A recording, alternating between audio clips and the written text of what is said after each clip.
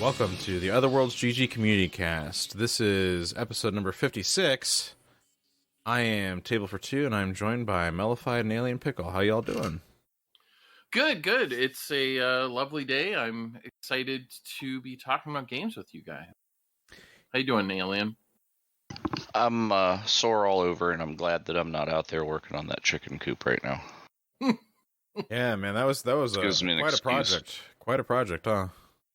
Well, they sent me the wrong size wire, right? Like I bought that frame, and then it comes with wire. The frame, the panel sections are 3.5 feet wide, and they sent me 3 foot wide wire. Oops. So thanks, China. Appreciate that. Well, for clarity's sake, for longtime listeners of the show, this is Mellified. I'm the one who usually has the roosters in the background. Alien Pickle is now building a chicken coop for his new chickens, though. So we're going to have a dual chicken show now, or dual chicken family show. I don't know. Yeah, chicken duels are illegal, I think. Yes. You're not allowed to. Yeah, you're not allowed to do that. That's true.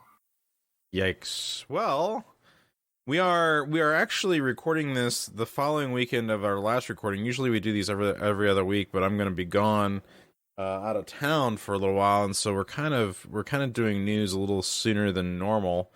And I'd like to just say, Table, good luck with rehab. We're all rooting for you. I'm not going to rehab. Calm down. Oh my god.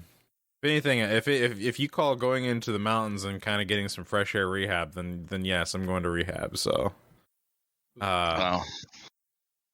But yes, no, we're doing this a little sooner, so there might be some news that we're gonna miss because there's gonna be a week's worth of time that we're not gonna get some of that news. So by the time this comes out, there's probably definitely gonna be some newer gaming news. But over the week, though, there was definitely some new stuff that was announced, that was talked about, and we're definitely gonna touch on that later. But starting us off the bat, though. There is a new Witcher game in development. How do you guys feel about that? But it's not Geralt, right? They did say that. Am I remembering that correctly? I just saw that it said there's a new Witcher saga beginning in the logo, and I didn't read anything about it. So apparently it's a new saga for the franchise. It happens like 3,000 years before the Witcher game. And it's called Witchers of the Old Republic. No, but close. Oh no, I mean, yeah, it is a new setting in the Witcher universe. Apparently, like one of the details that people were commenting on is the little teaser image they showed is the Witcher medallion, and each of the different schools of Witchers have different medallions. And in Witcher 3, we only had a couple of the schools survive that far because the Witchers have basically been wiped out. In this game, it is showing a new school that we've never seen before, the Order of the Lynx. That medallion is new, and CD Projekt Red did confirm that it is indicating the School of the Lynx. So, it'll be interesting to see what they can do with it. The Witcher universe, if you've read the books, has a ton going on in it, and so I think it'll be really interesting to see where they can go with this. It would be actually interesting to see like early Witcher stuff. Like here's like a Witcher origin thing. They did Assassin's Creed Origin, right? And they go back to like ancient Egypt, and like here's the first guy that was an assassin. Well, the story of how they do that one Witcher story that you can find. It's an anime on Netflix that is like the fall of the Witchers. So it kind of tells of the backstory, like before, when Geralt is like a young boy. But like even sometime before that, they cover some of the history of the Witchers through that, which I thought was very fascinating. Yeah, have you ever seen the anime Claymore? Yes. Okay, because that's a very witchery kind of thing, except it's demons straight up instead of werewolves and zombies and stuff. But it's that deal where they also transform you into, like, in order to kill the monster, you have to become the monster. So they kind of like half demonize you, and you get the eyes and the, witchery things. But at some point, then they're unable to control it, and then they start to like actually fall off the edge and turn into full monster. So then one of their friends has to kill them. Basically, it's like a mercy killing before they go full mad at the end. Interesting. So, well, it was a cool show. I'm definitely curious about a new Witcher game. Although I find it disappointing though that CD Projekt Red is going back to the Witcher stuff when they've just done Cyberpunk. I would like to see them continue to maybe work on that franchise a little bit, but they did say they are working on an expansion for Cyberpunk as well. So we are getting a little bit of both. Yeah, I feel like they need to change some basic things in that game that I don't know that they can change.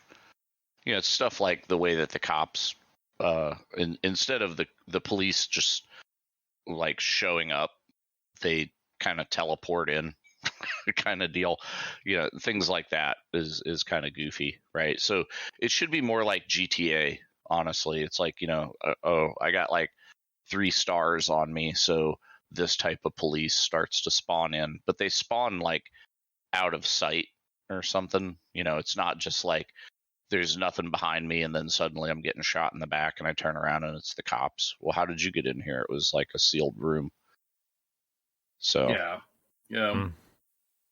Well, moving right along, there's another first-person shooter that's going to be coming out. It is kind of being labeled as Bejeweled, but with guns. This game is called Macho, and it is a like match 3 first-person shooter. So you got these like orb robot things that come at you, and you have to match 3 of them in order for them to all get sucked away or blown up or whatever it is. And it's got a story to it. It's definitely kind of reminiscent of an Overwatch style animation, I think is a good way of classifying that. Yeah. So, but I'm really, I'm not, I wouldn't say I'm really excited for it, but I'm really intrigued by it. I'm really looking forward to seeing what this is like when it comes out. Yeah. Match 3 shooter is not 2 things I would have ever put together. So I'm really interested to see what they are doing here. Yep. Yeah, did you ever play Icaru, the top-down bullet hell shooter? It's really good. But it had a mechanic where the enemies were either black or white, and you could change the polarity of your ship to black or white. So you had to shoot the guys with the opposite polarity, and then you were immune to whatever color that, it's like if there's a bunch of white bullets, you change your ship to white, and then those bullets will go through you, but the black ones will kill you in one hit. So it's a thing of like flipping, and then you also you get your bonus up by hitting alternating colors of guys, right? And that would be interesting in a first-person shooter as well. It just got me thinking about if you're matching colors, what about instead of shoot 3 blue guys, it was actually like you had to not shoot 2 blue guys in a row or something like that. But yeah, I was picturing, if you remember Puzzle Quest, you had spells, and the spells were charged by different colors of gems, and then you would unleash the spell sort of strategically. And we're gonna do something like that with like the guns or the special attacks or something. But definitely should be interesting to see what it looks like. Well, nice. You want to take this next one? Sure. Former Mass Effect boss Casey Hudson is working on a new AAA sci-fi game. Now, he left BioWare, went back to BioWare, then left BioWare again. So he's got a new studio. Humanoid Studios, yeah. Yes, it started in June of 2021. So, they've got some big ideas. We'll see if they can pull it off. Certainly, the story...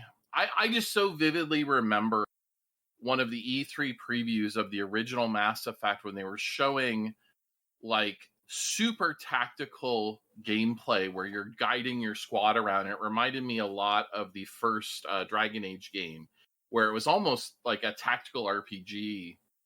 And they did away with all of that by the time the original Mass Effect came out, and it was just a first-person shooter. But you could like order your guy to go stand over there, kind of thing. Was all that was left of that elaborate tactical gameplay. So I've always had a little bit of a grudge about Casey, but I hold that against him, I guess, somewhere in my brain. But I'm definitely interested to see, what they could do. We don't have a lot of sci-fi RPGs. We just don't. Yeah, they say here they're working on or at least they have the project that they're wanting to work on for a multi-platform AAA game focusing on character-driven narrative in an all-new science fiction universe. If you go to humanoidstudios.com, the artwork on this website is fantastic. It's some really cool sci-fi looking stuff that, if this is kind of the vision or the direction that they're trying to go with some new game, then I'm really excited to see what this is. I've talked at length before, and maybe not on this show, but on other shows, and I know that Jim and I have talked about this, and maybe even with you, Mellified, that for me, when it comes to a sci-fi RPG, Mass Effect 2 is kind of like the gold standard for me. As it is for a lot of people, I would say. I mean, surely KOTOR started it, right? The original KOTOR was like, that started it. But I think Mass Effect 2 kind of broke that. I think that was like, because Mass Effect 1 was okay, but 2 was such a standard that I think that's why like Outer Worlds, or was it Outer Wilds, whatever that other Outer Worlds is the Obsidian RPG, Outer Wilds is the time loop. Right. So Outer Worlds is also good, but like when you and unfortunately when you compare, they're both good in their own right, but like the one that's like the better, more intense, deep, narratively driven RPG is definitely Mass Effect 2. Well, and I think, to be fair to Outer Worlds, they were going for comedy sci-fi. They were going the Red Dwarf, lower decks direction. And they did a good right, and they did a good job with that. Don't get me wrong. Like, I mean, both games are very good, but when you look at just that deep, there hasn't been a lot that have done what Mass Effect 2 has done. That's fair, and I was thinking, Encased is one that is a sci-fi RPG. It's set in like a retro future 70s where there's this dome that shows up, and you can never leave the dome if you go in. But there's all this alien technology inside the dome, and so the people go in there and try to reverse engineer it and come up with all these crazy inventions and stuff. And you are kind of like the game starts with you going into the dome for your first day of work for the corporation that is got the rights to go into the place. That one was decent. I didn't finish it, frankly, because I kind of got sidetracked on it. I played through like the first half of the game. I'm trying to think of some other ones. There's obviously Fallout. You've got not first person or 3D, but 3030 Death War is pretty up there, I thought. Okay, interesting. I mean, wouldn't you say, Jim? Like that's a pretty solid like RPG, if you want to call it that. I super dig that game. Yeah, it's a really good time. Honestly, if Elite Dangerous had about 10% of 3030 Death War in it, it would be a much better game. And I 100% agree with that 10% statement. Well, like I was just trying to think of like character-driven RPGs in a sci-fi setting, right? We don't have a lot of them, so I'm thrilled that we're going to get another one, because I am very much a sci-fi fan much more than a fantasy fan. I can enjoy some good fantasy, but I love sci-fi. Yeah, I'm right there. Yeah, and just please not Star Wars, right? Mm-hmm. Like I like sci-fi, but I really don't want a Star Wars game. However, I would accept a good not Star Trek kind of tone of a game. I don't know why it's impossible to make a game that is themed and toned like Star Trek, but doesn't carry the license. Jim, I'm still wanting that RPG version of Call of Duty Infinite Warfare. Yes. Gnome lovers rejoice. They will be a playable character in Baldur's Gate 3. So I super want to be a gnome barbarian. Can I do that? I don't know. I don't know. If, Maybe. I don't think they allow it, but yeah, I was telling Mel before the show, I was at a gaming con back in the 90s, and this guy ran an event called Gnome on the Range, where we were a bunch of gnome rangers that were fighting frost giants. That didn't go real well. No. It was fun. It's notable, like I remember it 30-something years later. Yeah.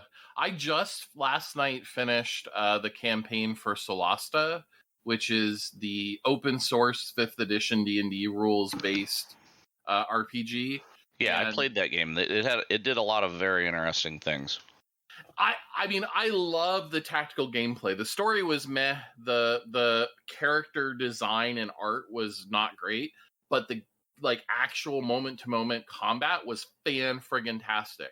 My only complaint about it was that it uses virtual dice, so you'll see like a bunch of dice pop up on the screen when you would do a critical hit or something, right? You might have 20 dice getting rolled. And that's cool. It's very neat effect. But when my character rolls his third one in a row during an attack, I need to be able to threaten to throw the dice away so that they will behave. And I can't do that in a digital representation. At what point did it become XCOM? Yeah. Oh my God. I was so mad. It was like the final boss, and my fighter gets 3 attacks and he whiffed all 3 of them. And I was just like ready to throw something. It's like, how many times in XCOM have you put the gun in their mouth, you pull the trigger and miss? Yeah, I had somebody posted a meme the other day. They had 113% chance to hit in XCOM and missed, which doesn't seem possible. But at any rate, unless you've played XCOM, and then you're like, oh yeah. Yeah, that makes perfect sense. The reason I bring up Solasta was just that they do have gnomes, but it was a very strict interpretation of the 5th edition rules, and I know you could not be a gnome barbarian, sadly. So I suspect Baldur's Gate 3, which is also 5th edition, probably does not allow it. I'm sorry, Jim.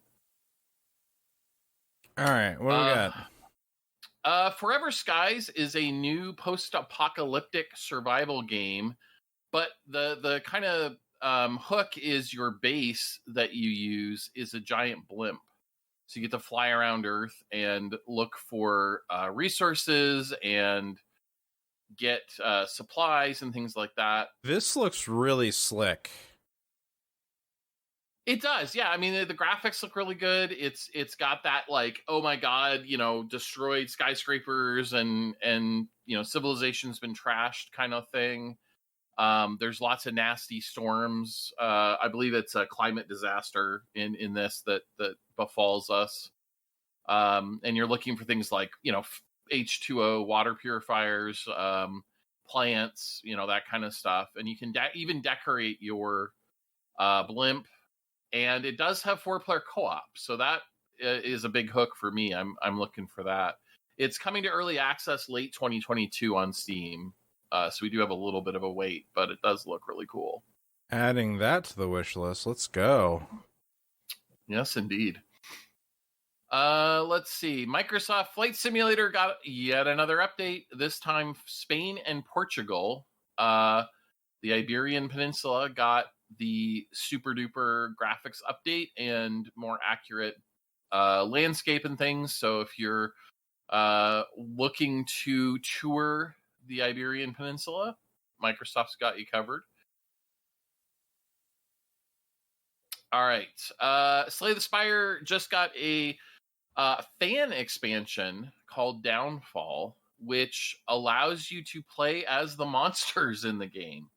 So you can fight the other monsters as a monster, and basically each monster is a different class that you can play through the roguelike gameplay with. Yeah, I think it's pretty bitchin' that it's a fan-made mod, and they stuck it up in Steam for free. Yeah, They're just like, yeah, this rocks. All right, it's part of the game now. Boom. Mm-hmm. I wish that more. Well, I wish that more creators would embrace that. When fans make a really cool mod, just make it part of the game at that point. Or like, if people put out stuff that fixes your game, just credit them and fix your game with that. That's fine. As someone who just started a new playthrough of Vampire the Masquerade with the massive community patch, I 100% agree. GOG actually ships the game with the slimmed down version, the light version of the community patch, which is primarily focused on bug fixes. So, we've got some examples of it happening, but not. Yeah, not no, that's pretty lit. So the I noticed, I don't know if like they've made other Vampire the Masquerade stuff, but I've seen like there's other Vampire the Masquerade titles that are out there. So are those like choose your own adventure visual novel things? Or okay. Yeah. There's I think 3 or 4 now that have come out in the last maybe 2 years that are visual novels, multiple choice. I mean, they're fairly rich for a visual novel. There's a lot you can pick which house of the Camerata or whatever it is in Vampire the Masquerade. Camarilla, I forget. Camarilla, thank you. So you can pick which of the factions in the Camarilla you're going to play, usually between 2 or 3, and that in some cases has pretty significant impact on the story and the gameplay through the visual novel. But they are basically fancy visual novels. There is Vampire the Masquerade Redemption 2 coming from Paradox of all people, but that game has notoriously had a lot of issues in development. They've gone through, I think, 2 or 3 creative directors and things like that on it. So it's been sort of in development hell for a while. One of the most famous anime, one of the only anime I've actually watched, is One Piece. And it is actually not, I mean, there's a couple different games. They're more action adventure titles that have come out based on One Piece, but it's actually getting a JRPG later this year. So looking forward to that. If you like some crazy anime pirate adventure, lots to love in One Piece. That's for sure. Warframe's anniversary event offers 5 weeks of free stuff for everybody. We were getting pretty deep into this game for a little while, and then we kind of like moved on to some other things. I definitely feel like I want to take another dive back into it. There's quite a lot of content here, and I enjoy the game. Yeah, well, now's the time to do it, right? Because are they time gating it? Like, oh, this week it's this thing, so you got to log in for it. Yeah, that's how I would have done it. It looks like week 1 is alert delivered Monday, March 28th. Week 2, April 4th. They're doing like Dex, Siberius, whatever. Right. Yeah, so it's probably worth us logging in at least to grab the free stuff. Well, you have to log in and actually do the mission that it will be attached to if it's an alert, which is generally how they do things. So I'm cool with that. Yeah, with ESO, it's just a daily login. You don't even have to do anything. You just have to, go through the login process. Daily logins are kind of a different thing, though, and from what I've seen. So, like, you get, like, EVE Online does daily logins, ESO does daily logins, the Old Republic does daily logins now. Even Gwent, of all things, the card game, does daily login bonuses. So, yeah, it's fairly common. That's true. Yeah. Hey, do you have Nightmare Reaper on your show notes? I don't think so. I don't remember that name. So shout out to Nightmare Reaper. If you like old school pixel Doom stuff, but a very modern game.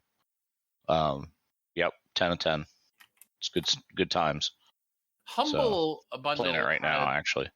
Humble Bundle had a 90s inspired shooter bundle not too long ago that had some great titles in it as well. I haven't had a chance to go through them all, but I had played some of them previously.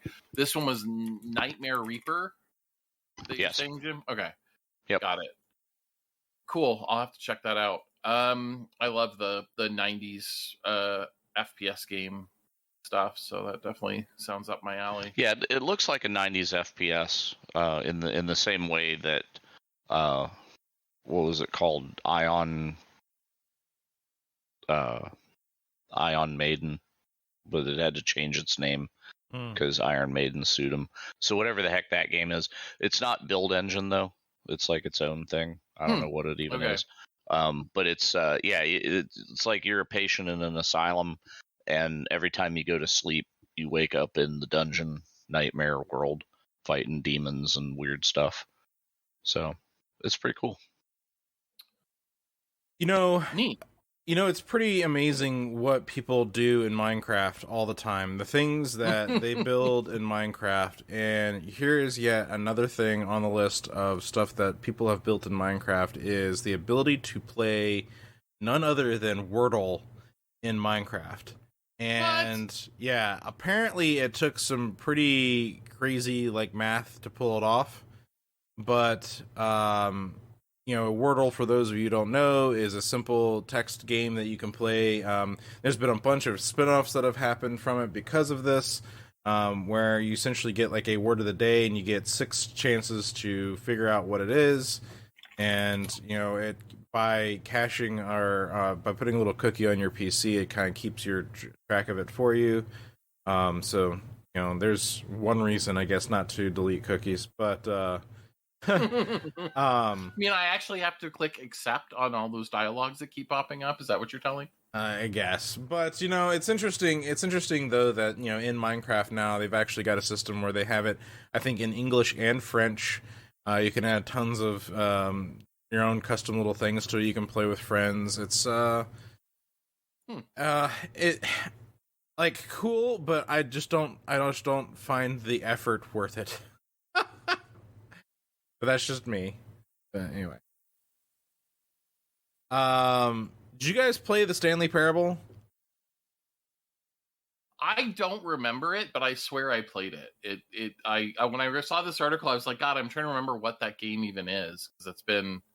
So I've seen this game before, but I've never played it myself, but it is getting an Ultra Deluxe release coming out on the 27th of April, so employee 427 for anyone who catches that little Easter egg. But Stanley Parable, it's an interesting kind of it's almost a Portal-esque thing of where you're trying to figure out the method to escape. It's definitely an interesting game. I think if you have not given it a try, you should. Certainly with the new Ultra Deluxe one coming out, that sounds like a great time to jump in.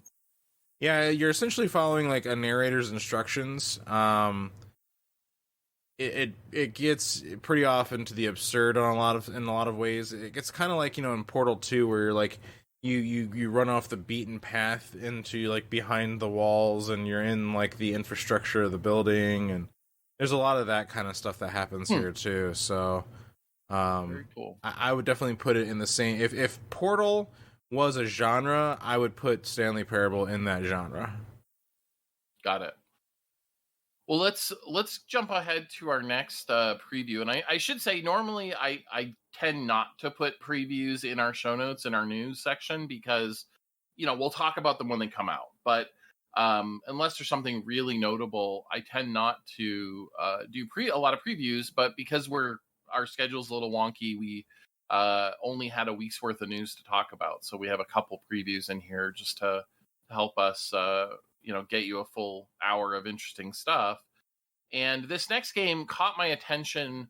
It's called Superfuse. You are essentially a superhero fighting evil monsters, but on behalf of a corporation who kind of tells you what to do. And one of the interesting game mechanics that it has, you build your own skills from fuses.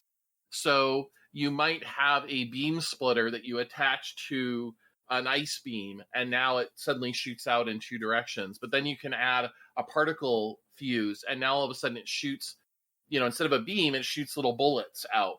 And you can then split it again and get a 3-way. And you can connect all these different things together to make crazy, crazy unique skills. And I find that so interesting. It's got to be nearly impossible to balance, but in a single player game, maybe that's not such a big concern. It really looked cool. I love stuff like where you give players the freedom to kind of explore and maybe even break some of the game mechanics with super OP builds. But this one's also going into early access later this year, so definitely something to keep an eye out for. Super Fuse is the name. Nice. Well, if you like Dead Cells is going to get a free Break the Bank DLC, which is all about looting, and more looting. So if you're into that, look for that free DLC. I like looting. I have yet to play Tiny Tina's, but apparently some players are finding guns that they can't shoot yet in Tiny Tina's Wonderlands. Yeah, when you said like looting, that's exactly where I was going. Was Tiny Tina's. It's like I want to play it, but it's Epic exclusive, and then I always end up like rebuying it on Steam, because then if there's people I want to play it with, that's where they bought it. Is they wait. Right. So yeah. Random loot includes gear that's apparently above the level cap. So there's that. That doesn't sound good at all. They either had a bug in their random generation, or they have plans to, in one of the near term DLCs that they're doing for it, bump the level cap, I would think, is what that's telling us. Did either of you play Scarlet Nexus? I gave it about an hour. I mean, it's I didn't dislike it. It's just I'll get back to that, and I haven't. Yeah, it reminds me a lot of an anime. It's just a lot of story, very Japanese game in that sense. Yeah, I was kind of freaked out by like the walking flower pot monsters with the sexy lady legs. And high heels. I'm just like, what is even happening?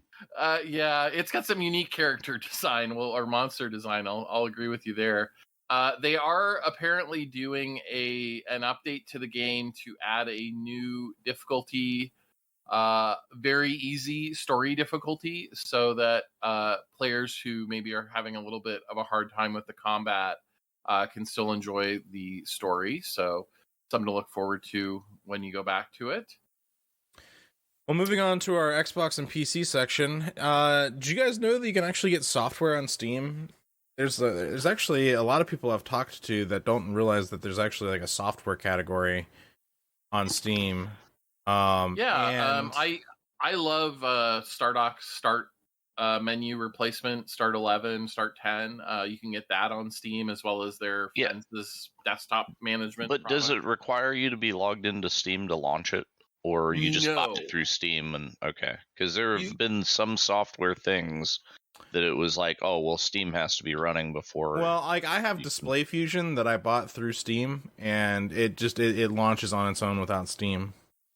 Oh, that's good. Yeah, you basically are using Steam to download it, and if you launch it through the Steam interface, it like wants Steam running, but you can just go find the executable and launch it that way, and it runs without Steam running. And it just uses Steam for the updates, essentially. So OBS is the free streaming, broadcasting, recording software for PC. It's now available through Steam. Mm-hmm. And the big benefit there is it just auto updates in the background whenever. Oh, that is nice. Yeah. Whenever Steam is running. So Go ahead. Oh, I just think that if you can put your product on Steam, do it, because that puts it in front of people's faces. Otherwise, it's tough to see. I mean, do any companies like sell their antivirus product on Steam or anything like that? That's interesting. It's interesting that you bring that up, because it's like not only has Steam gotten into the games distribution, but like They do some software distribution, and they do movies still. Like, you can still buy movies on Steam, believe it or not, which I find weird. It's just like going and buying movies, I guess, digitally on Amazon or iTunes and stuff like that. But you can go and get them on Steam if you want them on that platform. I don't see the benefit myself, but there you go. I swear. Don't. You just got muted. I was trying to unmute myself. I was going to say, I swear that they stopped doing the movie sales recently. Maybe they just announced that they're stopping it. But either way, I think they're getting out of that business. I still get all my movies on UMD disc for my PSP. Because that's the format of the future. It just hasn't been adopted fully yet. Right. I'm sure Sony would love to believe that. So Portal 2 remains one of the great PC games kind of all time, I think it's fair to say. And it is getting a new fan project is in development called Desolation. And they are, shooting ambitiously for essentially a sequel to Portal. Now, we talked previously about the time, the fan mod that added the time portals. What was that one called? Does anybody remember? Yeah, I don't, but yeah, I do. I did play through that mod, and that's amazing. I was so impressed with that. Well, and so this Portal 2 mod Desolation that we're talking about now is one of the things that it's doing is actually improving the graphics quite a bit. So, the game's 10 years old. It's certainly probably due for some improvements in terms of graphics. So it's nice to see the community taking a stab at that. But gosh, it's going to bug me what that time-based Portal game was called. I wonder if we can find it on Steam really quick. Take a look. Yeah, I know the one you're talking about. I just also can't think of the name of it. Yeah, it was Portal something. So, are you talking about it was like PvP? No. But, no, okay. This one that I'm thinking of was it was time. It added time portals, so you'd go either backward in time or and change something in the environment and then go forward in time. Yeah, I think it's called Portal Reloaded is the name of it. Okay, thank you. Yeah, there's also Portal 2 Community Edition, which is a mod up on Steam that is not out yet. That's supposed to be. Yeah. So the interesting thing about Portal Reloaded is it added a third portal like thing that you can class shoot or type. Yeah. That lets you do a time travel thing, and the weird thing is you can, you can take stuff from the future into the past, but if you bring something from the past into the future, it's it does this whole weird thing about how items work, and so you have to think in a completely different way, and you can do special launches where you're actually launching yourself across the room, but also through time. It gets really wacky, how it all works, and so it kind of almost this third layer of portals is just wacky. So anyway, the Portal community definitely doing good, and people continue to keep that game alive is pretty fantastic. Yeah, absolutely. All right, what do we got next? So where's Portal VR at? I've seen references to it, but I don't know that it's actually out in any playable form. A couple grab bag stories. There were a handful of games that launched recently for PC that players, in our audience might be interested in.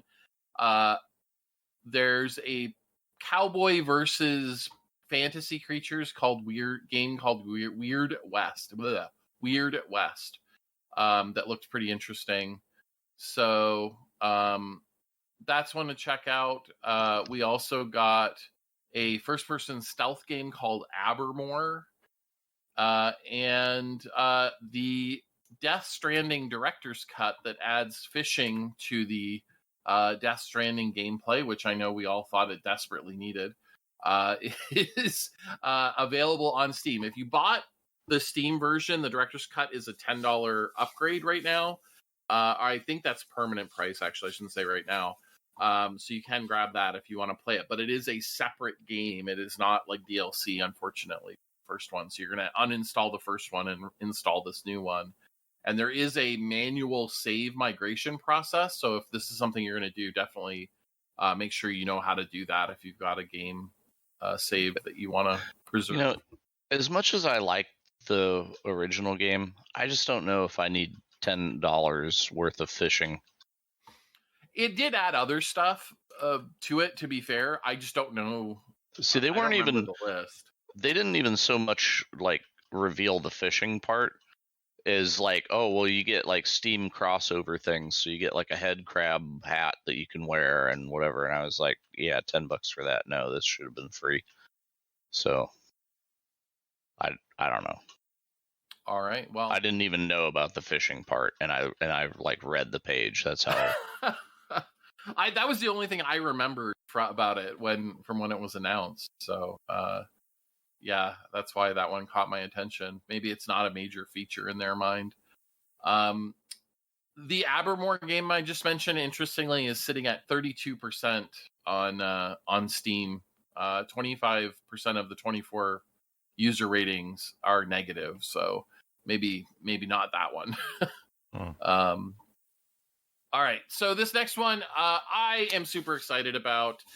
We got a release date trailer for Warhammer 40,000 Darktide. This is the Fat Shark studio who did Vermintide and Vermintide 2.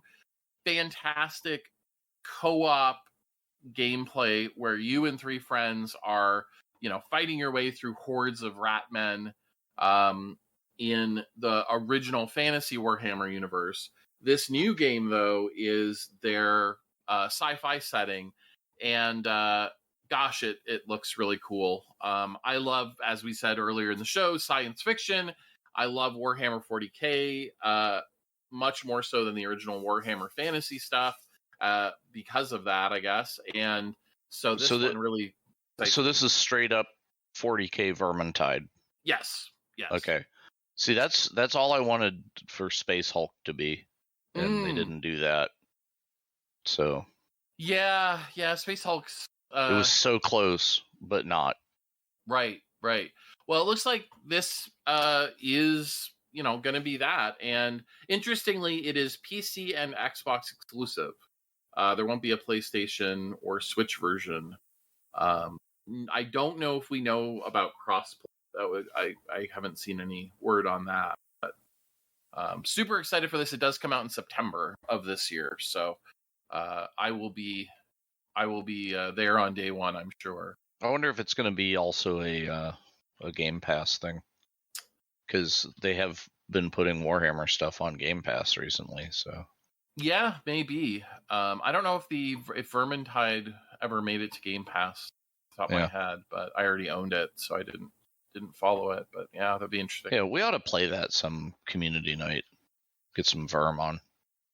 I think I even have a couple keys for it extra from some bundles. So yeah, we might be able to do that and give away a key. Yeah, you guys heard it here. Come onto the Discord, and you never know. That's right. I have a stack of keys that I need to put into our giveaway, into a giveaway bot, and just burn down, because I've got probably 50 keys extra. Beggars can't be choosers, but beggars will be chosen. Yes, well, some of them are not great games. No promises there, but they're free. So hey,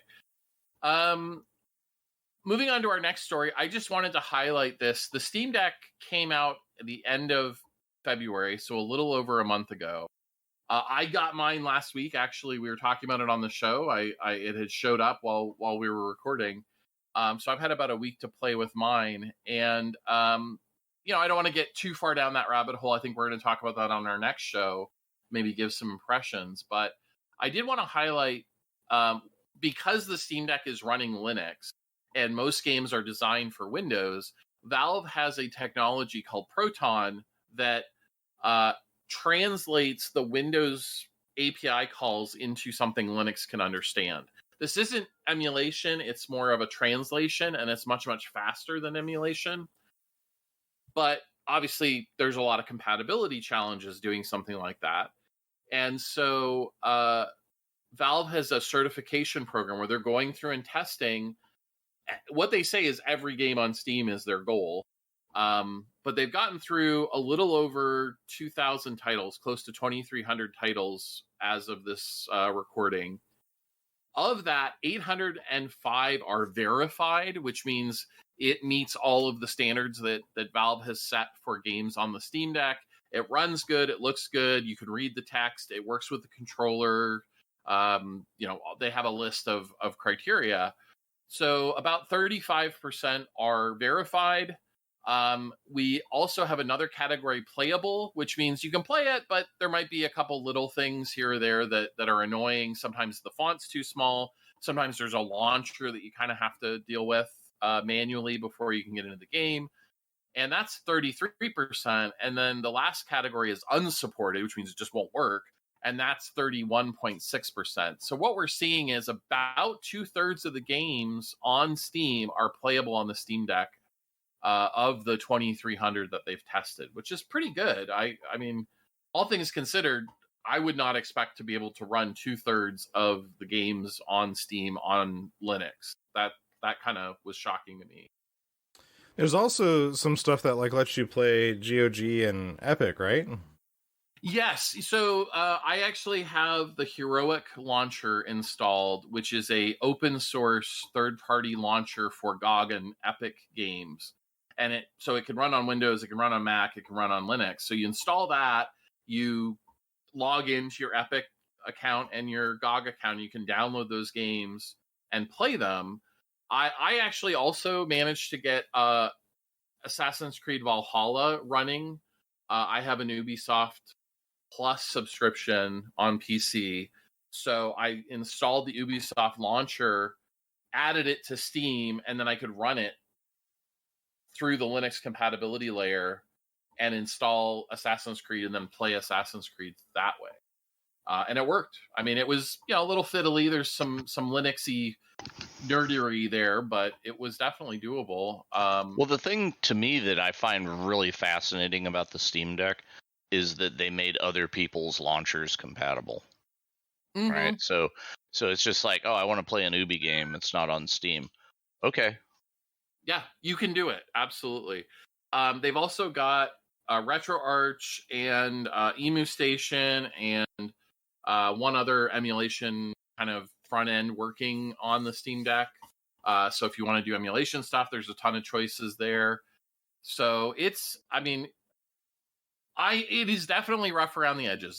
There was a huge update just the other day that radically changed a few things and improved some things. One of my big complaints was there's no way to bring up the software keyboard in Linux mode. If you're in, Steam mode, it was fine, but there's a Linux desktop mode. And you had no virtual keyboard. You had to use a hardware keyboard. Well, they just fixed that. So, Valve is surprisingly active in developing this thing. I've been really impressed. So I don't want to spend too much more time on it because I'm sure we'll talk about it more next show. But I was pleasantly surprised with the amount of games that are actually, reasonable to play on this thing, considering. So now that you've fooled around with it some, what if I was going to buy one? I'm still on the fence, but it's like, if I was going to get one, would I want to get the biggest one or the smallest one? Because you can expand it so easy with SD cards. Yeah, it's a good question. Right now, if you want a dual boot, it is not officially supported, and the easiest way to do that is to install Windows to an SD card and dual boot that way. Right. So at that point, you could probably get away with the 64 gig, the smallest Steam Deck. There is indications, though, that Valve is going to officially support dual booting. They just actually enabled the TPM in the chip, so you can run Windows 11 officially on the Steam Deck. So pretty soon we'll have that option. And in that case, I would want to go for the biggest, and I would install Windows on a split partition, 256 for Linux, 256 for Windows, and then be able to switch back and forth. There is software that lets you read the games from Windows or Steam off of your SD card. So you could have a single SD card that worked on both OSs. But do I even really need to install Windows at this point? Because you guys are saying, like, So I can play, think about this. No, think about this for just a second. The emulation stuff is probably going to be a little bit needed for the Windows side, because not everything runs on the Linux side just yet. So you've got a lot of you have a lot more support for some things on emulation on Windows from what I've been seeing. Although the other big category is multiplayer games with anti-cheat. Correct. There's that. Valve stuff, they've done the work to make the anti-cheat work, but like Bungie came out and said, we won't support it and we're going to ban you if you even try. So if you want to play Destiny 2, you're going to have to run your Windows on your Steam Deck. There's no way to do it in Linux, unfortunately. Yeah, I don't know. My use case is basically like I'm never not at my PC, so I really don't need a portable thing. Right, but it's such a cool thing. It's not for everybody. I mean, that's obvious. I'm probably gonna have mine set up with a dock at my TV in my living room. So like that's probably where mine's gonna live the most. And so then that way I have a better device. Now I use my Shield TV with Steam Link, but I'd rather have a native device that does it a little bit more efficiently. And then I can also have it hooked up to a dock with a keyboard and mouse and actually use it as like a mini PC hooked up to my TV if I wanted to. And so I just look at this from the perspective of people that want to run Linux on their desktop. This is the most brilliant thing that has ever happened for gaming on Linux. Sure. Yes. Like the whole what is it? Proton? Mm-hmm. Proton. Yep. Okay, yeah, Proton. Is, just like get Linux, stick Proton on it, and you basically have a desktop Steam Deck. Right? Yeah, and people have been taking SteamOS and putting it on other handhelds that have come out that run Windows. So you can get the Steam Deck, interface that's designed for that widescreen, handheld experience. You know what would be lit is if I have like a Sony tablet, or not Sony, Samsung tablet, like Galaxy A7 or something, and then I could somehow like sideload Steam Deck onto that, and then use a regular USB gamepad or something, and then I could actually have the Steam Deck compatibility thing on just a tablet. I don't think the tablet's got enough juice to handle that, but then you go the opposite direction, right? So what about, can I take a Steam Deck and actually dual boot into Android? And then I have the App Store for Android and all my Android crap, because that's the one emulation that I can't, right? So maybe BlueStacks for Steam Deck. It exists, but let's move on to our next story because I really want to talk about more Steam Deck stuff later. The Mr. FPGA is a definite favorite of mine for retro gaming, especially older non-pre-3D stuff, I guess. We have seen a number of updates in the last couple weeks. Several more arcade games, Hypersports and Forgotten Worlds. Ping Pong just got released as well for, the old arcade, one of the very early arcade games. There's a new core for the Terra Cresta.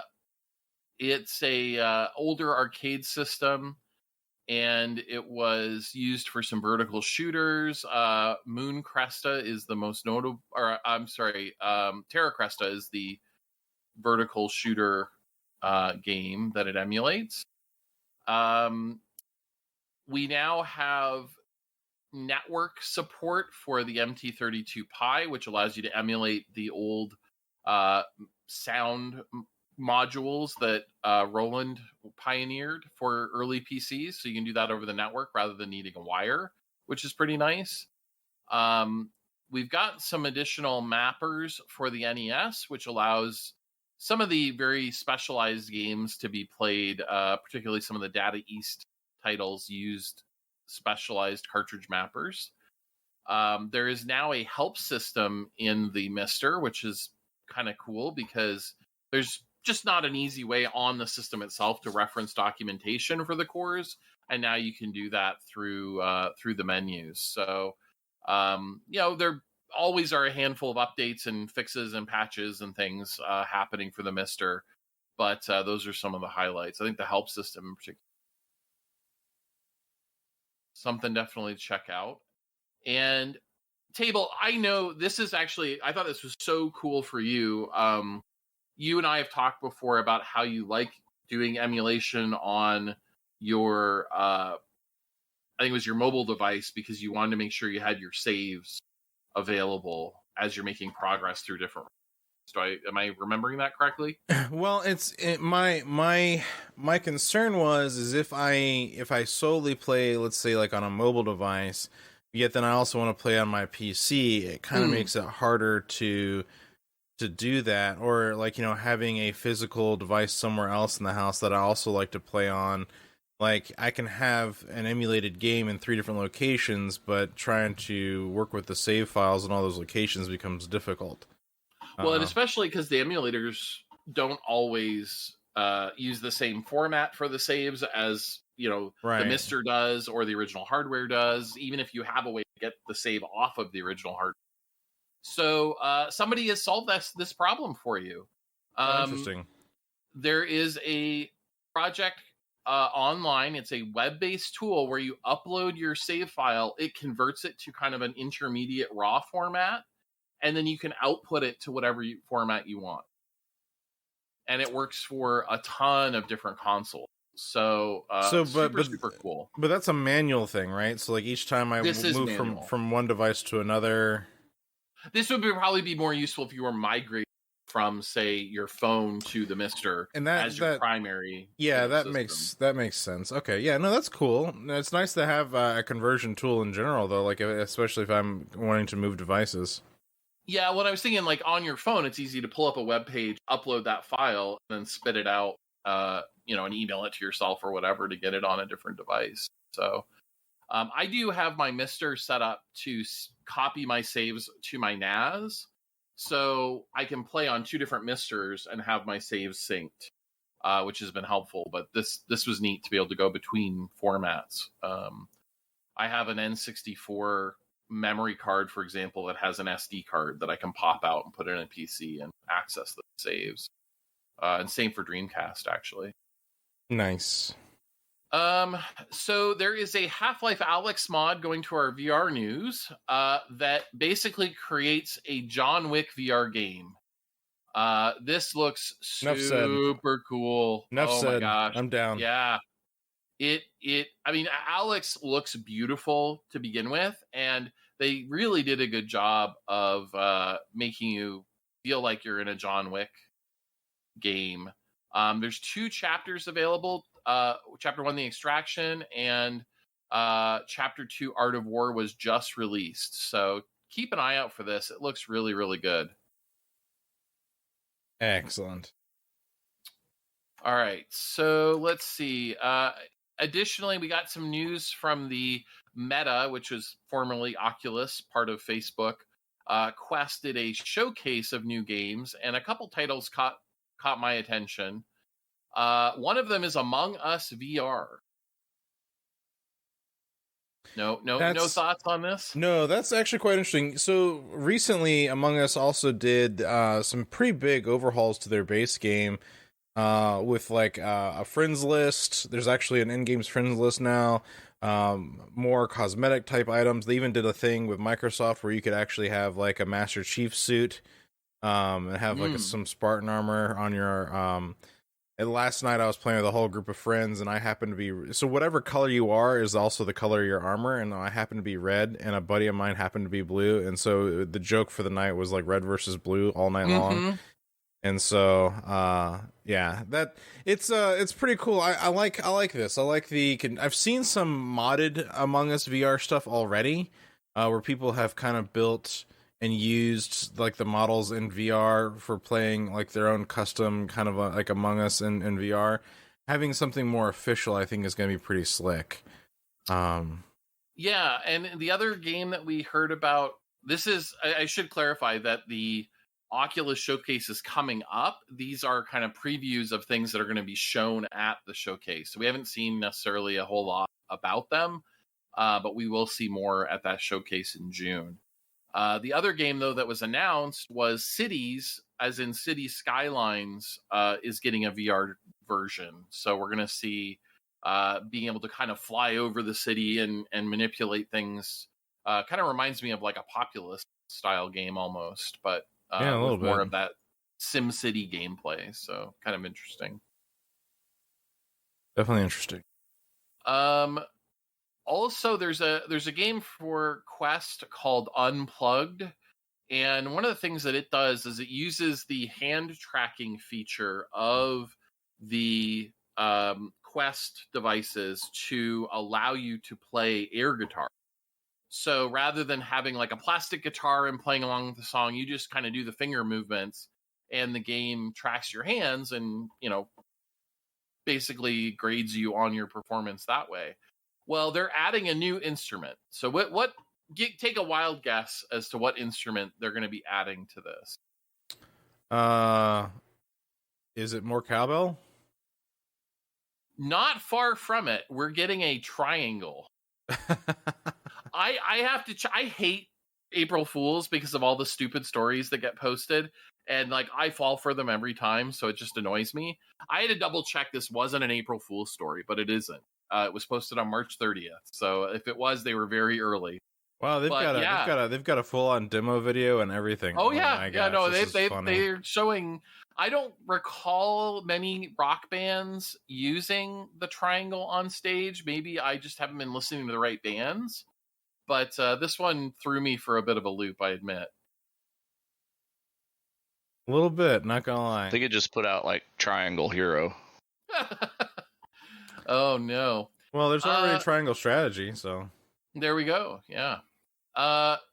So there was some pretty big news this week from Sony. Long rumored has been a refresh of PlayStation Plus and PlayStation Now, their streaming service. We finally got the specifics about what that will be. It's interesting. I'm not saying I'm happy. I'm not saying I'm sad. I would have preferred something different. I feel like they decided to go with 3 tiers. And granted, if you look at what Xbox has done, Xbox has some confusing verbiage in their tiers too, because you're dealing with a console and a PC. So there's like there's Game Pass for Xbox, there's Game Pass for PC, but then there's also Game Pass Ultimate, which allows you to do both. But the way that they're doing this, and granted, if you just get the base Game Packs for your console or for your PC, it's the same price. If you do it one for the other, but if you get Ultimate, it's like both of them together, so it's a little bit more expensive. They went with 3 tiers here that the pricing didn't quite make sense to me, because it went from like $10 for the base price. What was it, like $15 for the middle tier, and then like for everything it's like $18 a month? Yes.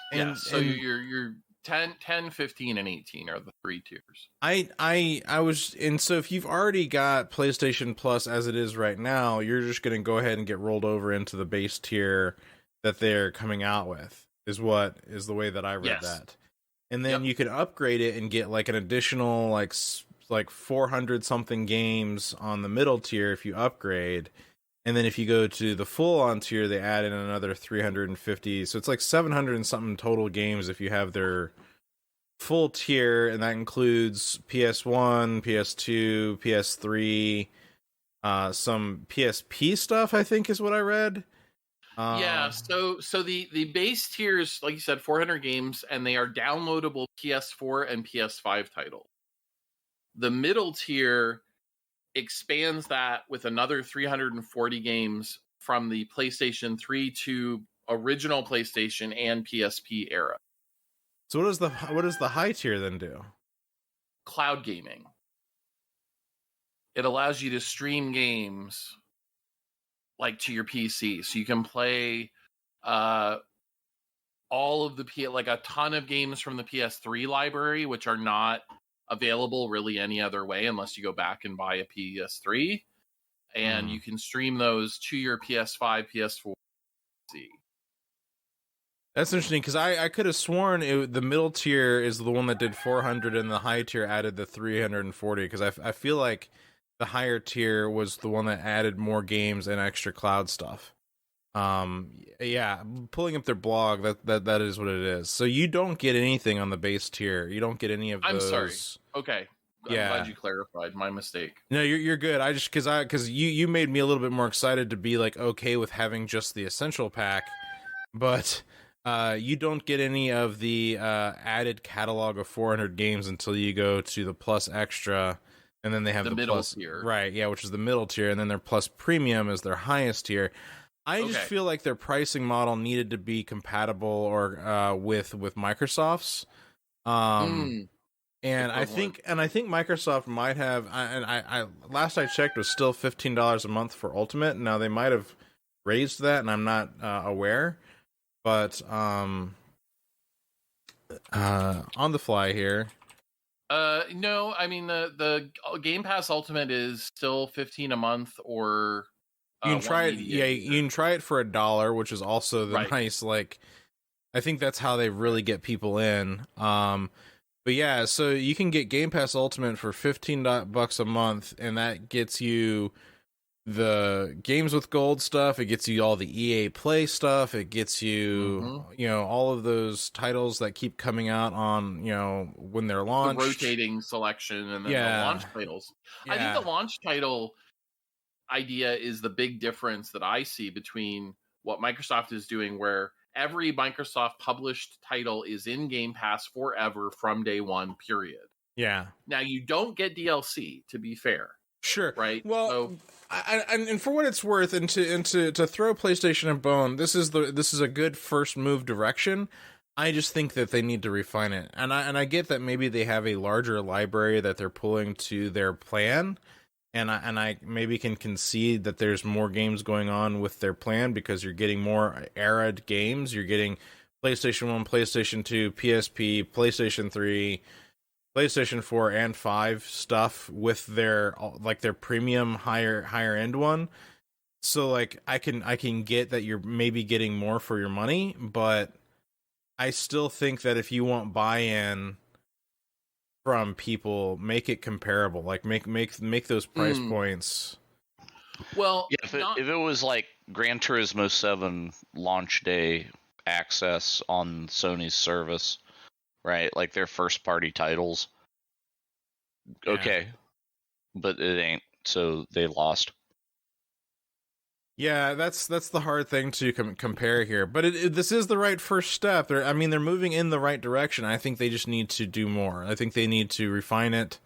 I also think that they need to cut to that base tier, have the two higher tiers, but at $10 and $15. I think they need to. That's what they should do.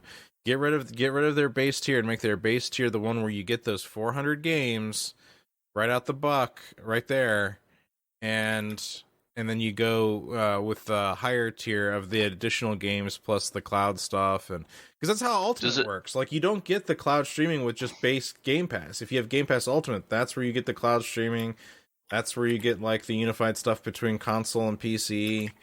Do they even give you like back catalog of PS2 and PS1 games? So not the base tier, not the middle tier. Only the top end, right? Which is more expensive than Game Pass. Get out. Yeah, that's rough. That's rough.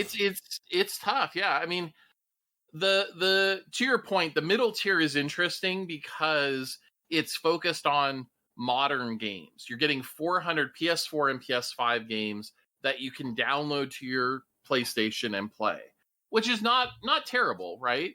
It's not the brand new Sony stuff, but it is 400's a lot more than are in Game Pass. Game Pass advertises more than 100. I think it's probably closer to 200. So that is a pretty generous allotment, although I suspect a lot of them are going to be PS4 titles, not PS5. the top end adds in the retro stuff, PS3, PS1 through PS3 and the PSP. Now you can download PSP, PS1, PS2 games and play them on your device, but the PS3 stuff is only cloud streaming, which I really wish they would just like do emulation of the PS3 already. It's not it's not a solved problem. Yeah, it's there are emulators out there that work, that run fine, and the PS5 at least has the power to do that emulation. I mean, the PS4 probably could do it too, to be fair, but the PS5 absolutely can do it, and they just refuse for whatever reason. It doesn't make any sense to me. Yeah. I don't want to be forced to cloud game. I want to have it as an option, but I don't want to be forced to do it. Yeah. I mean, I've done some cloud gaming, and it's not terrible, but it's not the first choice, I've definitely done some stuff on my PC, but I'd rather have the option to download it locally to my machine and play it. Yeah, for me, the cloud gaming is, and maybe this would be a way to embrace cloud gaming for other titles, like maybe even Steam stands up some cloud gaming. Remember demos back when you used to try a game? So what about a cloud demo? Funny you should say that, because one of the features of the premium tier is a game trial system.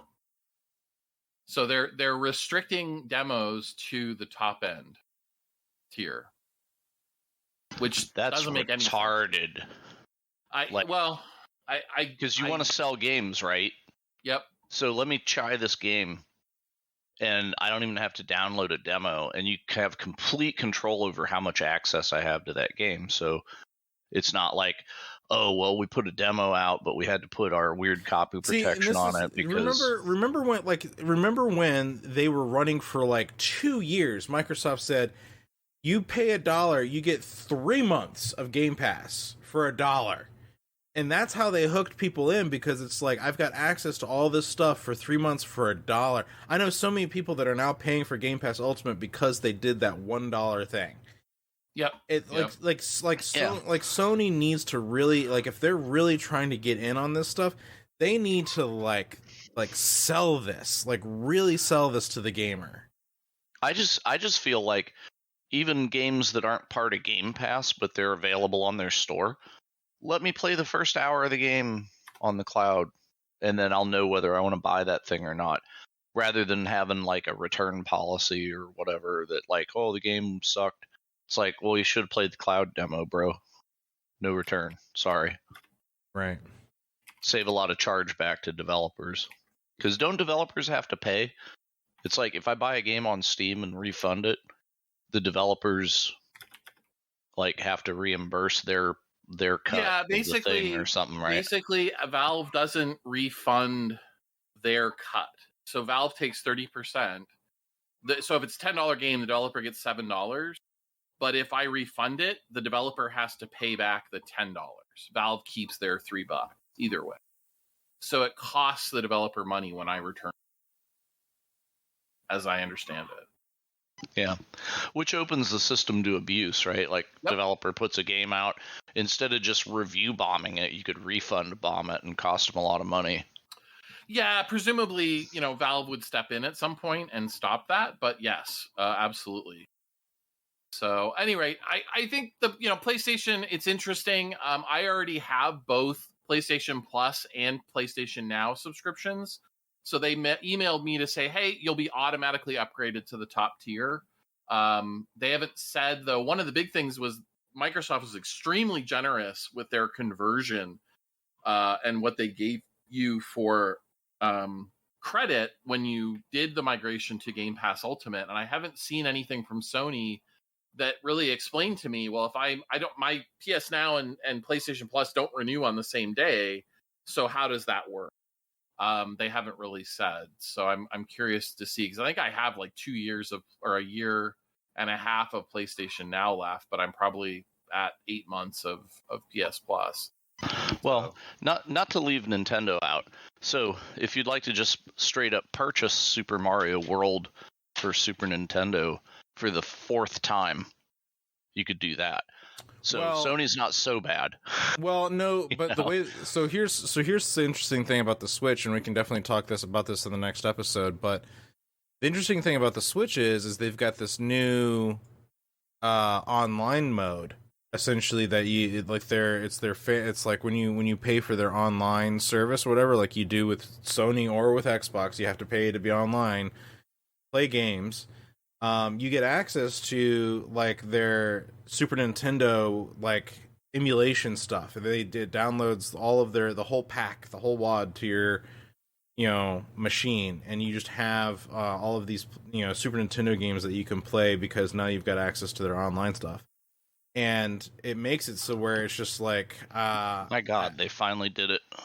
Yeah, and so they also have the N64 stuff too, which is rather shocking. That works really well too, and they just added like 2 or 3 new games to the Super Nintendo one recently. I think Earthworm Jim 2 is now in that category. Is in the Super Nintendo catalog. I was playing it yesterday, and so yeah, and they don't seem like they're rotating them out. It seems like they're just continuing to add them slowly as they update them or so whatever. Like I've been playing Mario 64 lately. I've been playing like Ocarina of Time, and I've been having a blast that I'm doing this like on, and like I'm not buying the games again, like it just feels good to be able to like say, hey, because I have access to the online stuff, I've got access to these games. I don't feel like I've sold my soul for another copy of a game. I didn't realize you even had bought a Switch. I didn't. I got one as a gift. Oh. But the thing with the Switch, and we should save this for the next show because I think we have a lot to talk about. All right. Let's move on. We got tech news, business, and funny left. So let's get through this. Yes. Well, we have a fair bit of tech news because Intel shipping their new GPU. This is their first discrete GPU that they've done. Before they've always kind of been built in with the CPU. And so it's called Arc. It is very small, the first one. It is meant to go in a laptop. But Intel is promising 1080p 60 FPS games with this low-end laptop card, which is pretty decent. We'll see. The desktop cards and more advanced cards aren't coming out till later this year or next year. So we got a little bit to wait, but kind of promising first start on Intel's new entry there. Seagate has new hard drives that they are announcing. And basically, it looks like by 2026, we will have 50 terabyte hard drive. That's not bad. Wow. That's pretty slick. We're up to 20 terabytes now. But we're, it's heading that direction. So, mass storage, is still on the horizon. It certainly makes my 16 terabyte drives that I have in my NAS feel small by comparison. Holy smokes. Just in case you were wondering, SSD coolers are here to stay. Phison is the company that makes the controller chips for a lot of SSDs, and they are mentioning that they expect all new drives to run hot and be throttled based on cooling. So the cooling solution you have for your GPU is going to be a huge deal going forward.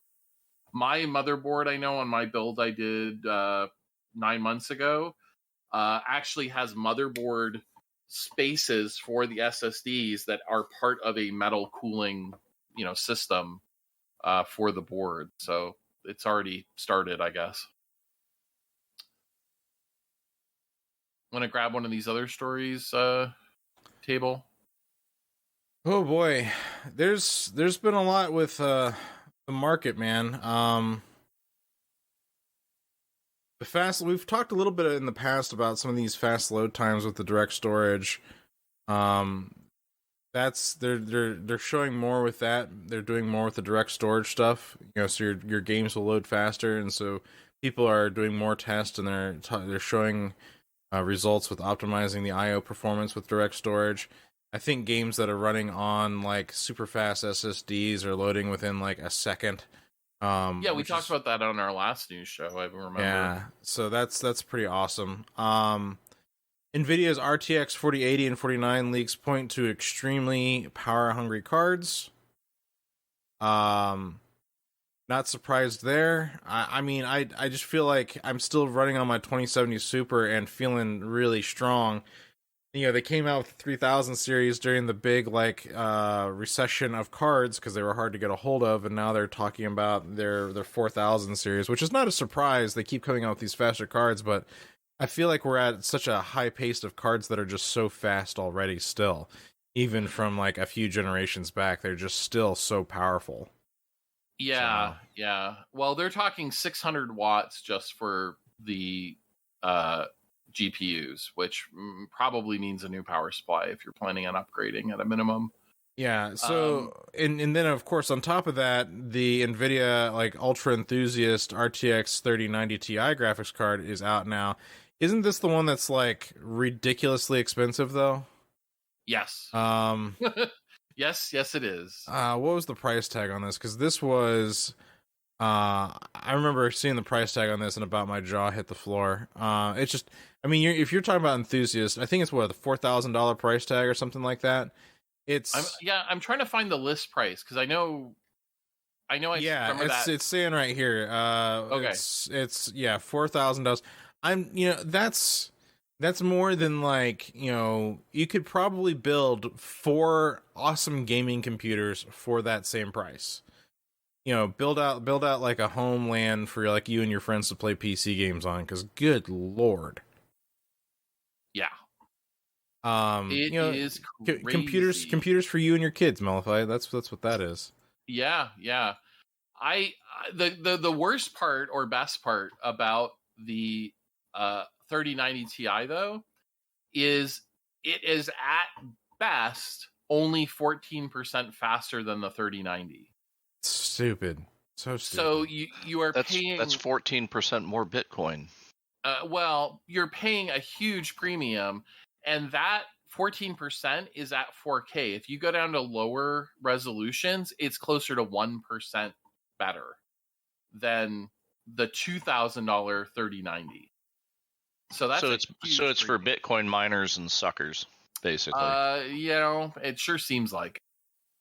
One last thing, I caught this story. It was really interesting to me. NVIDIA is talking about a new technology, big accelerator memory, which essentially boils down to putting an SSD on the GPU so that you can store more textures and things like that on the SSD, and it has a direct pipeline to the GPU without going through the CPU. Perhaps the future, maybe this is where we're going to, continue to see performance improvements, but it's pretty wild to imagine, the GPU is essentially becoming its own computer within your computer. And basically. Well, moving on to our business and legal, we kind of slightly talked about this a little bit at one point with some other things last time, but Bungie slams YouTube for DMCA security loophole and lousy customer service.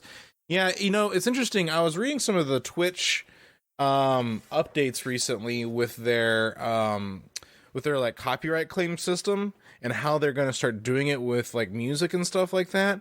Makes way more sense than what YouTube is doing. And the way Twitch is going to start doing it is it's actually going to like mute those categories and like private the video for you, so that way that you have time to look at it and appeal it or take it down on your own accord without getting slammed with some kind of like strike on your Twitch account.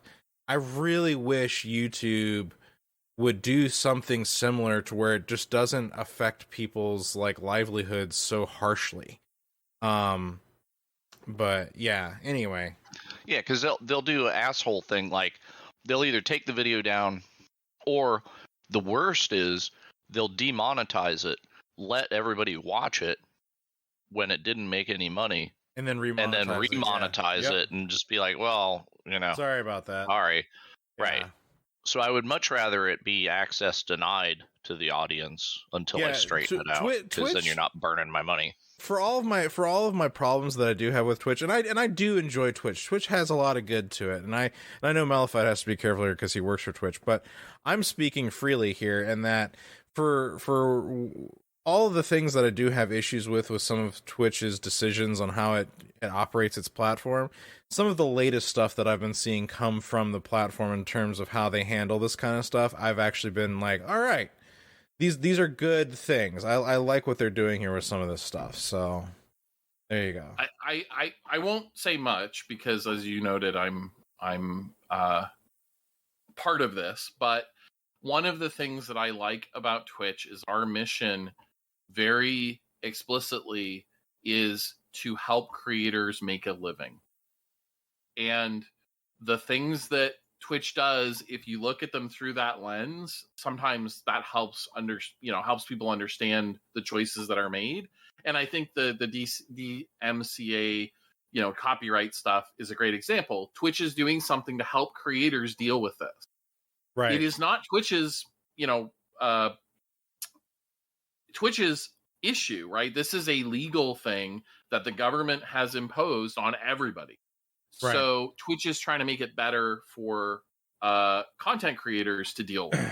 Yeah, it's I've been going through a lot of Twitch's stuff recently because I've been getting back into streaming, and I've been really reading up on a lot of what they're actually trying to do to help the creator itself. And I was like, wow, this is actually way better than I knew.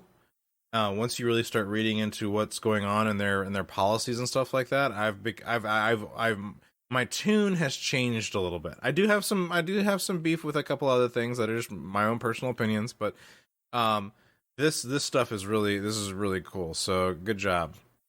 You want to take this next one? Yeah, I sure do. Okay, so there is a game, which it's called Axie Infinity, and basically it's kind of a cross between Pokemon and Tamagotchi, where you create these digital pets, you can battle them, you can raise them, you can trade them, but the digital pets are NFTs. So I just said the dirty word, right? This is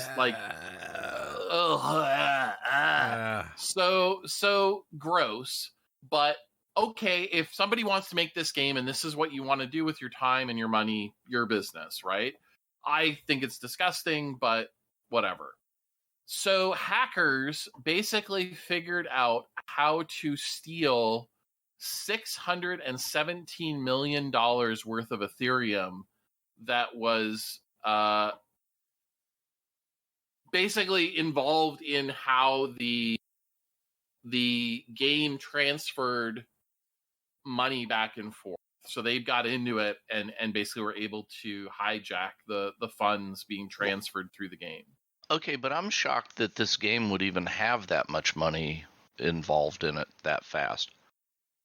Yeah, and why was the Ethereum even in there to steal? That's part I'm a little fuzzy on myself. It's a fairly complicated story reading through it, and I'm not sure that I fully grasp it all. And obviously I'm getting it sort of secondhand from the reporter who wrote the story. But it looks like they were able to use the game to somehow exploit the actual Ethereum blockchain, not just the game. So I guess that's why there was so much money involved. But Ethereum may be a little bit annoyed with this game. Well, yeah, it sure seems like it. So there's some weird stuff going on, but gosh, what a crazy time we live in that, you can steal $600 million through a Pokemon game, basically. It's like playing what the heck's that game where you shoot out with the cops while you're robbing the bank vault? Oh, Payday. Yeah, Payday. It's like Payday, but you're actually robbing a bank. Yeah, who knew that was the next game genre we need. All right, well, let's move on to our funny and strange section. There's some, you found some gems in here. There are some things in here that are amazing. So we've talked at length before about it. Just apparently the gamer world is getting into apparel, and now you can get these real life Halo boots for $225 and some luck because it's limited numbers. We've talked about, you know, shoes being some weird collector like fetish thing, but here you go. Real life Halo boots can be yours. They kind of look. I don't know. I don't like these. These don't look fun to me. I don't know. Maybe they're basically green sneakers with some black trim, right? Like Yeah. they're not boots. They don't look military. They just look green. Yeah. That much money, that shit better let me double jump. Or wall run or something. Well, I'm not even sure 225 is that expensive in the world of shoes, but yeah, wow. I'll let you do these next two because I want to cover the Mortal Kombat. Okay, yes, because the Elden Ring one I really want to talk about. But first of all, let's get to this Call of Duty one. There's a Call of Duty player that tries to prove he isn't cheating by accidentally proving that he is cheating. I guess a tournament winner who previously earned thousands has been exposed by himself. He was a Call of Duty Vanguard player, and I guess after drawing some suspicion about the legitimacy of his play, the streamer apparently tried to prove he wasn't cheating by pointing a webcam at his monitor and streaming during a 2v2 search and destroy match. He won the 2v2 match, but his competitors decided to dispute the results with the tournament hosting service. And you could see he was running wall hacks, right? He points his camera at the screen and basically showed it was clear that he was using wall hack. Yeah, it's why would you do like yeah. what? Yeah, in the world of dumb, things just get dumber. Like I have a wall hack question, right? Yeah. So last weekend, Hunter, you posted that link to that Quake stream that was going on. What was the deal? It was like part of the game. I told you, it's built into the game. They can see where the other player is on the map. Each player can see where each other is on the map. I don't know if that's because of some high level of like play. It's like a perk that they both have that lets them do that. I wasn't fully aware of it, but to me, I was like, where's the fun in this if you know where the player is always going to be? Well, I guess it like helps you find each other and you don't spend a lot of dud time. Like, I mean, I guess it keeps the game moving fast, but it's like having radar on in GoldenEye. Like, where's the fun in that? I don't know. Yeah, like radar is better than an actual silhouette of the guy through the wall. So, that's true, though. You know, I'll it's like it lets me know he's over there, but I don't have an actual aim spot for his head. So, all right. Yeah. Well, before we get into Mellified's Mortal Kombat news, this one's great. Elden Ring is like the thing of the year. I think people are going to be talking about Elden Ring for the next year. And there are modders that are doing wonderful and glorious thing for Elden Ring. We've already seen the Thomas the Tank Engine mod because, of course, it has to be in there. But it's now, tradition at this point, modding Thomas the Tank Engine into everything. Well, now there's an Elden Ring Tekken 7 mod that is too good, and when we say too good, the video of this is amazing. So much so the director has asked players to please stop. It's so ridiculously well made. If you go and look at the video of this, just look up Elden Ring, but it's actually Tekken. And I'm going to post this video in our Discord, so if you are over in our Discord, come check this out. This, they do like... Holy shit. Yes! They do the animations. They do the whole thing. Like it is. Can you do a Korean backdash though?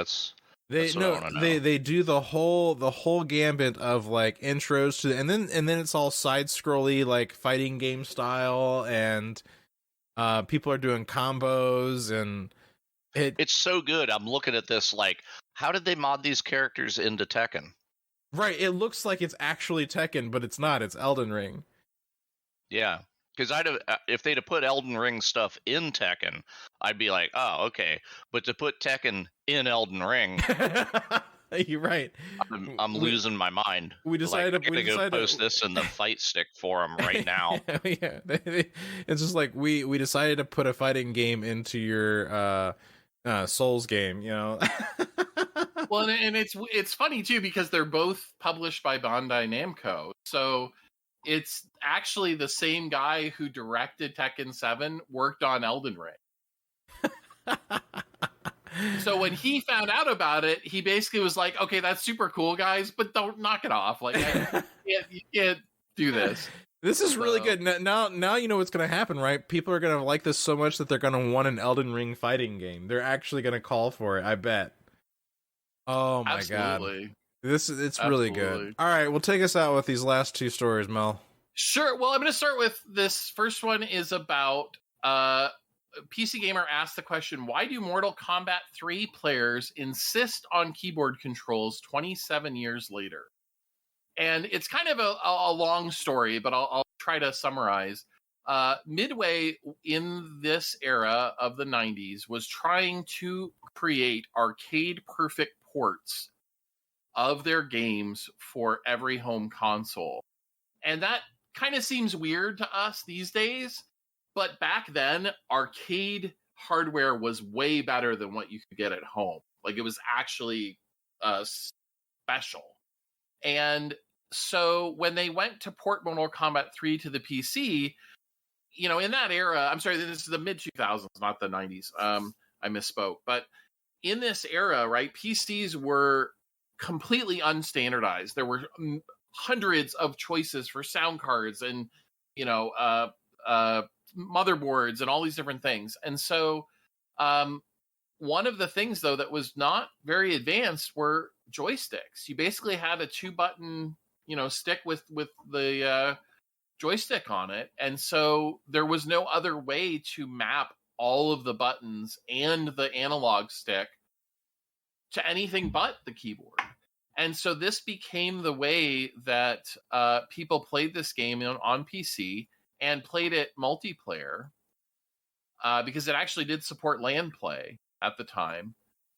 And, it's funny because a good mechanical keyboard will let you queue up keys. It'll keep track of, you can push 10, 20 keys and it'll keep track of all and send them all through. So you can basically set up giant combos by clicking, the key, by using the keyboard, and then your character will execute them. And so that becomes part of the fighting game. So that's why, people still do prefer the keyboard because they can actually do these crazy, crazy combo strings a little more easily. So really, really neat, just bit of gaming history that I thought was fun.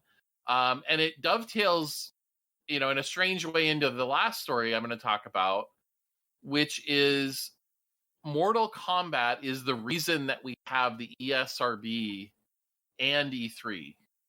Although E3 just announced that they're not doing a show this year, and it kind of seems like they're, throwing in the towel, I guess is the way I'll put it. But a long tradition in the gaming space, right? So it used to be before E3, video games went to something called the Consumer Electronics Show, CES, which is in January every year. And Mortal Kombat was shown in 94 at CES. And the ultimate outcome of it was you had Mortal Kombat was such a draw, it was such a big deal that it was coming to Sega Genesis and SNES that people, it blew away what CES was trying to do because they're about consumer electronics. It wasn't supposed to just be about video games. So that kind of got people thinking about a video game specific show.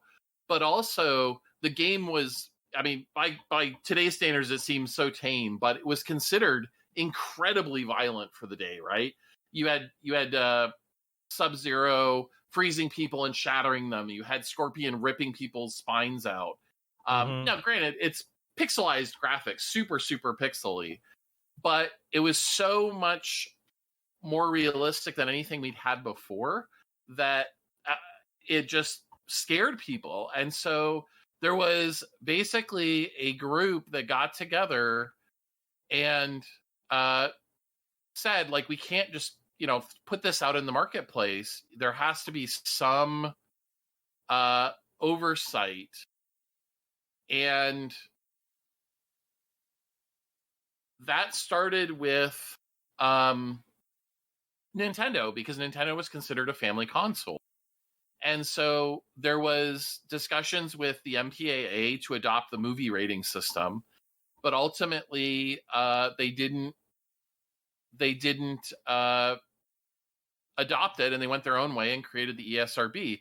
Now, ESRB is only for North America. You've got a different rating system in Europe, and you've got another one in Japan, because these aren't, government enforced. It's just the video game industry that's created them. But, Mortal Kombat, being so popular, drew so much attention to the video game space, and being so violent, it created both the desire to have our own sort of trade show for video games, but also our own rating system for video games to let parents know, what their kids were playing.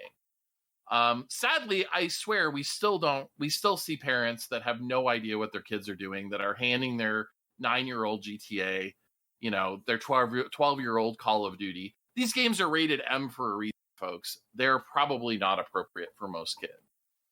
Just going to put that little bit of editorial out there. But just, again, kind of a neat piece of video game history. It's amazing to me, looking back, how big a part of gaming Mortal Kombat has been for 30 years now, almost. Pretty wild. That is pretty wild, man. Thanks for the lore. And it's interesting too that, like, with the Nintendo, like, Sega thing too, the differences in those games as well, like, the removal of the red blood for green blood, and all this other stuff. And yeah, the history of Mortal Kombat's quite unique. Well, I think that'll about do it for this week's episode. But wait, a last minute correction. Okay. So the mod, the Elden Ring thing, actually inserts Elden Ring stuff into Tekken 7, not the other way around. Really? Because I'm looking in the Tekken forum right now. Is it the same mod? Yeah. That we were talking about? Huh. Yes. Okay. Yeah, it's that trailer. It says Elden Ring, but it's actually Tekken. Interesting. Well, that's a little disappointing. That's confusing, because that's not what the article said, I'm guessing. Please stop it after Elden Ring themed Tekken 7 mod was too good. Oh, interesting. Oh, well, there it is. Well, we're not above correction, so there you go. It's actually a Tekken 7 mod. But Whoops. Yes. But that's how fast I respond to the comments in the comment section, is before they're written. No gotcha. Joke. Well, we issued a correction there, right? Live on the show. Thank you, Jim, for that. I do appreciate that. Yes, thank you. Well, on that note, we will wrap up this episode. Please head on over to our Discord, where we have these conversations and more, and you are more than welcome to come and correct us on anything else that we might have gotten wrong on the show. Maybe it does happen from time to time. We could something do normal. We could do the YouTube thing and just be like, but if you have an opinion, I'm interested, so put it down in the comments below and like and subscribe. Yeah, there Buy you my go. book. We don't have a book, but anyway, discord.otherworlds.gg. We will see you guys next week. This has been episode number 56. Yeah.